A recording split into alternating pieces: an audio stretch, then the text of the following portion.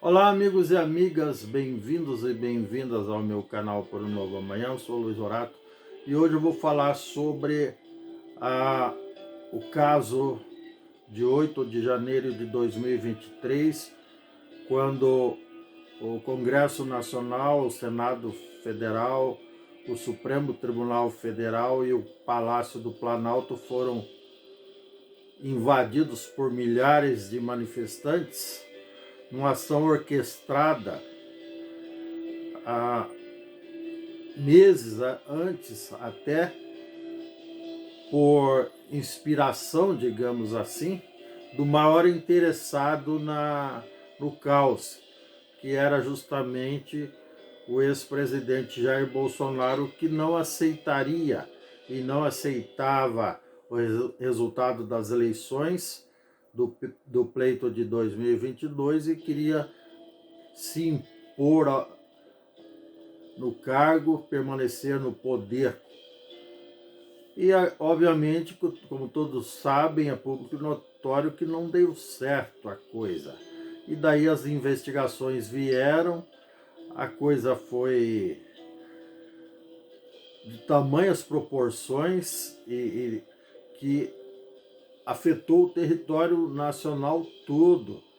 Obviamente, as pessoas que foram induzidas ao erro são aqueles fanáticos, aqueles aficionados que não encaram um representante político como uma pessoa que deveria ser competente, de reputação ilibada, preparada, estudada, formada e comprometida com o interesse público. Eles têm esses caras como ídolos.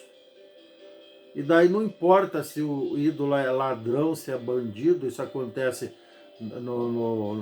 em partidos de esquerda, de direita, de centro e em vários países ao redor do mundo. Então eles só querem que o ídolo deles seja o vencedor. Eles renunciam ao próprio interesse. O cara não se importa de levar uma vida sofrida, surrada, às custas de suor e lágrimas, desde que o seu ídolo, por mais boçal, por mais sacripanta, por mais vigarista que seja, esteja lá no poder, gozando as benesses do poder. É assim que o fanático, o eleitor fanático age. E não só o de direita, como eu disse, o eleitor de esquerda, de centro e assim por diante. E alguns desses fanáticos, que o número é bem maior, chegaram ao extremo de ir até Brasília, deixarem seus compromissos e suas famílias nas suas cidades natal, e muitos viajarem milhares e milhares de quilômetros para ir a Brasília cometer crime de atentado violento ao Estado democrático de direito, de dano ao patrimônio público, de destruição de patrimônio tombado, de organização criminosa e assim por diante. A lista é grande. Tanto é que algumas dezenas, para não dizer quase 200 desses indivíduos já foram condenados, a grande maioria, a 17 anos de cadeia e estão presos. E agora, apesar de que durante esse processo de investigação e prisão e condenação desses indivíduos, dessas pessoas, desses eleitores fanáticos, muita gente achava que os poderosos não seriam atingidos. Só que isso não é verdade, lê do engano. Agora já foram devidamente identificados e qualificados, de acordo com o grau de participação de cada um, os 34 líderes. Leia-se aí o maior e principal interessado, que é o próprio ex-presidente, que vai responder também por isso, por liderar organização criminosa, mas outros 33 aliados dele, alguns militares, alguns civis, alguns militares, a maioria militares da reserva, incluindo aí o ex-ajudante de ordem, que aliás fez a delação premiada para facilitar toda essa investigação, o Mauro Cid, o tenente-coronel Mauro Cid, mas que também é réu nesse processo todo. Aliás, é um dos primeiros réus. O seu pai, o pai desse indivíduo, também está envolvido, e assim por diante. E tudo isso, nós, simples cidadãos, eleitores, que queremos um Brasil sério, administrado por gente séria e competente, temos que comemorar.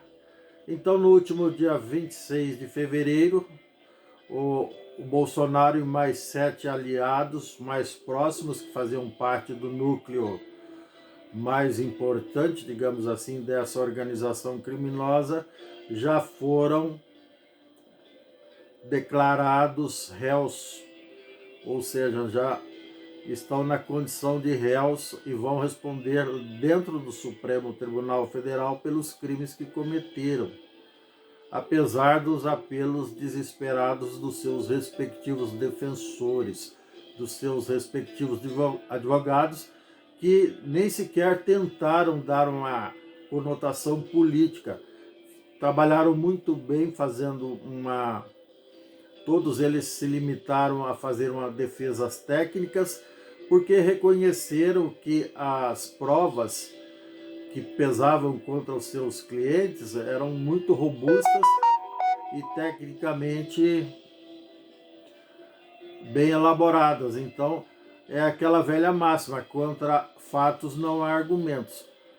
Resta saber, lá no final desse processo todo, muito provavelmente depois da condenação em segunda instância, primeira e segunda instância desses indivíduos, se não vai aparecer uma fada madrinha, como já aconteceu, e vai, por qualquer motivo banal, anular as condenações e, consequentemente, as provas para proteger os seus padrinhos. Esperamos que a história não se repita. Aconteceu recentemente, a questão de 2, 3 anos atrás, e nós esperamos mais respeito das autoridades, sobretudo nesse caso do Poder Judiciário, que não venha insultar nossa inteligência com esse tipo de presepada, digamos assim. Esperamos que todos os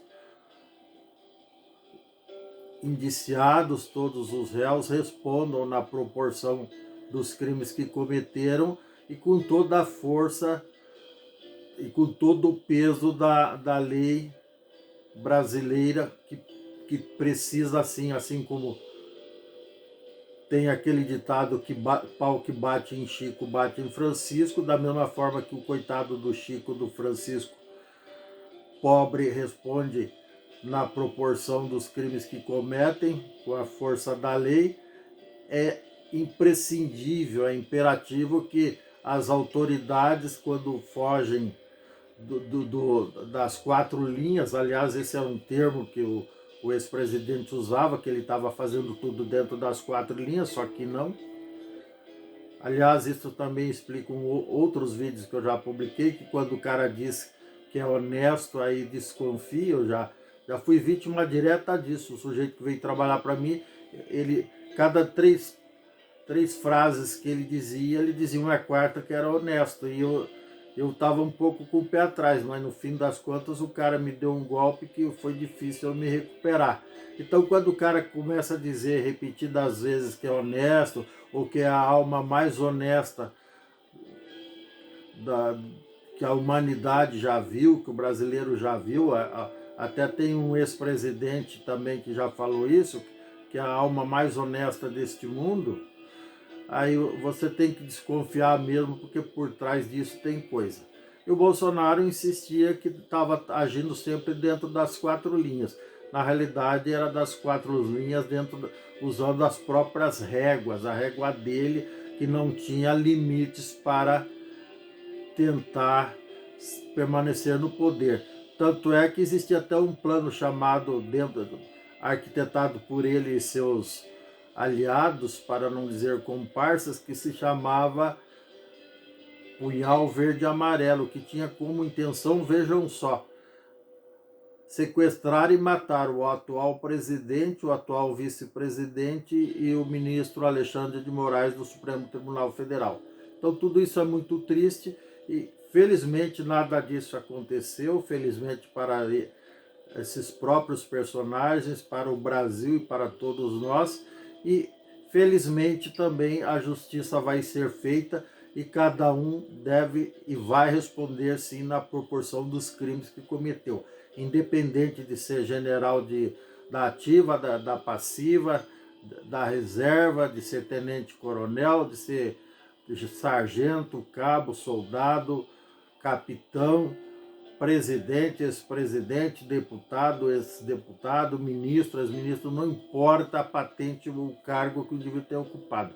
Cometeu o crime, tem que responder sim, com todo o peso e a força da lei, obviamente dentro dos 4 quadrantes, ou seja, dentro dos limites legais, sem qualquer tipo de abuso de autoridade. Tá certo?